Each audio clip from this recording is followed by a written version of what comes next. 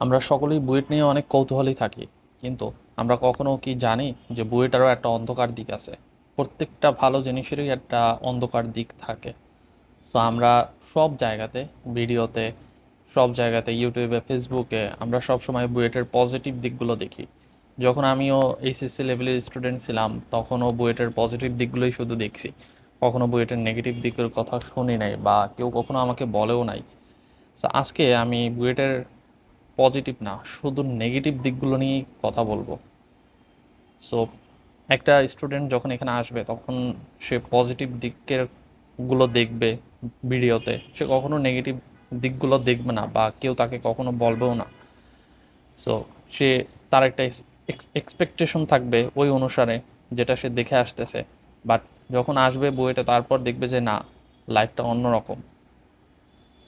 So তাই আমি চেষ্টা করব যে আগে থেকেই প্রতিটা স্টুডেন্ট যেন বুঝতে পারে যে আসলে এটার পজিটিভ না, শুধু কিছু নেগেটিভও সাইডও আছে।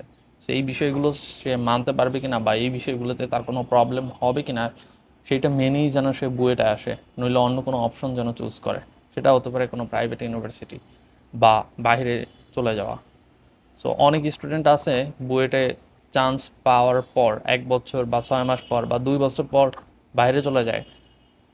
আবার অনেকে আছে তো এইচএসসির পরেই চলে যায়, তাদের হিসাবটা আলাদা, বাট অনেকে বুয়েটে চান্স পায় দেন চলে যায়। তো এরকম সংখ্যাটাও খুব যে কম এমনটা না, 5 থেকে 10 জনের মতো আছে এরকম বুয়েটে। সো বুয়েটের সব থেকে বড় যে খারাপ দিক সেটা হচ্ছে এখানে একটা গ্রুপ আছে।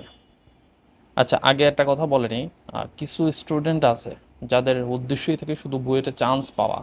বুয়েটে চান্স পাওয়ার পরও যে পড়াশোনা করতে হয় এই উদ্দেশ্যটা তাদের থাকে না। তাদের টার্গেট শুধুমাত্র বুয়েটে চান্স পাওয়া। এরপর তাদের কাজ, তারা যেটা শুরু করে প্রবলেম ক্রিয়েট করা শুরু করে।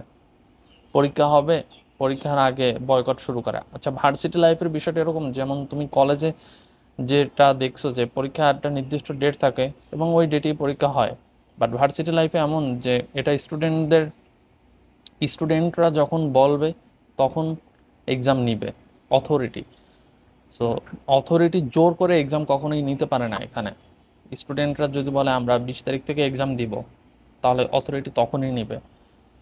সো এখানে অথরিটি যদি বলে তোমরা 20 তারিখ থেকে এক্সাম দিবা, কিন্তু স্টুডেন্টরা যদি বলে যে না আমরা দিব না, তাহলে অথরিটি কখনোই এখানে এক্সাম নিতে পারবে না। সো এখানে সম্পূর্ণ হচ্ছে স্টুডেন্টের চাহিদার উপর। স্টুডেন্টরা যেরকম যখন চাবে ঠিক অথরিটি তখন করবে। সো এই বিষয়টা কি কাজে লাগায় একটা গ্রুপ, তারা এক্সামের কয়েকদিন আগে বয়কট ডাকে। সো বয়কট ডেকে হচ্ছে, এই গ্রুপের সংখ্যাটাও যে খুব একটা বেশি এমন না। বুয়েটে এরকম প্রায় 40% বা 30%, অ্যারাউন্ড 30%-এর মতো হবে। সো এরা যেটা করে মূলত বয়কট ডেকে হচ্ছে আরও হাজার হাজার স্টুডেন্টের ভবিষ্যৎটাকে পিছিয়ে দেয়। সো একটা স্টুডেন্টের টার্গেট থাকে বা সে জানে বইটা কোনো সেশন জট নাই, বাট বইটা মারাত্মক লেভেলের সেশন জট বিদ্যমান বর্তমানে, বিশেষ করে এইচএসসি 22 ব্যাচের ক্ষেত্রে। 22 ব্যাচ তারা এইচএসসি, এখন চলে 2025 সাল।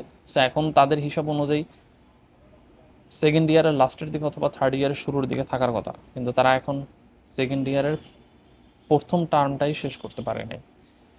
এই বিষয়গুলো আসলে কেউ কখনো কোথাও পাবলিকলি বলবে না, আর বলবেই বা কেন, বলার কথাও না।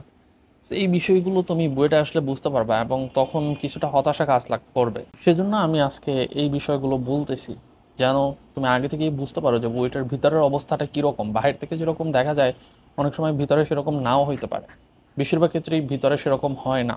বর্তমানে বইটা 5টা ব্যাচ চলমান। এইচএসসি 20 ব্যাচ বর্তমানে 4-1-এ আছে, চতুর্থ বর্ষের প্রথম টার্মে আছে। তাদের এখন বের হয়ে যাওয়ার কথা এবং অনেক ইউনিভার্সিটিতেই এখন এইচএসসি 20 ব্যাচ বের হয়ে গেছে, আরও আগেই বের হয়ে গেছে। সো সেখানে বুয়েটা এখনও এইচএসসি 20 ব্যাচ বের হতে পারে না। বর্তমানে বুয়েটা 5টা ব্যাচ। সো হিসাব অনুযায়ী কী হওয়ার কথা, 4 বছরের 4টা, 4 বছরের কোর্স, 4টা ব্যাচ থাকার কথা। তো এখানে বর্তমানে 5টা ব্যাচ চলমান, যার জন্য কি হয়েছে, সেশন জট তৈরি হয়েছে। অ্যান্ড সেশন জটটা আরও বাড়তেছে।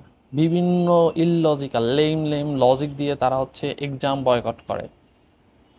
তারা সারাদিন টিউশনি করে বেড়ায়, পরীক্ষার আগের রাতে পড়ে, দেন এক্সাম বয়কট করতে নামে। তো এরা যে খারাপ স্টুডেন্ট বিষয়টা কিন্তু এমনও না, বাট এদের টার্গেট ছিল বুয়েটে চান্স পাওয়া।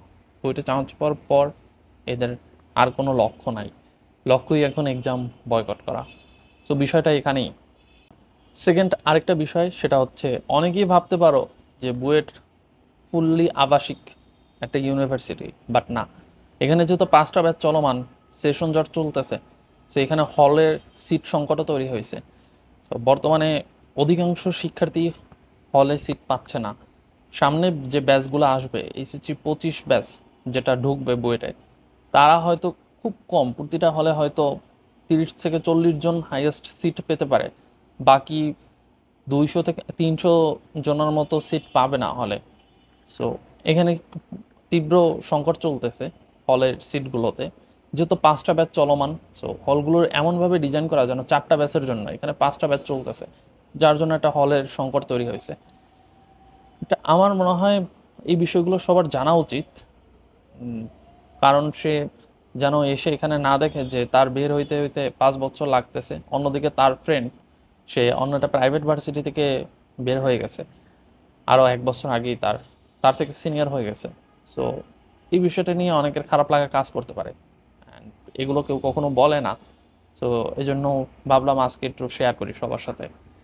সো আজকে এই পর্যন্তই থাক, দেখা হবে পরবর্তী কোনো ভিডিওতে। আর তার আগে এরকম আরও বিভিন্ন বিষয় জানতে হলে সাবস্ক্রাইব করে নাও।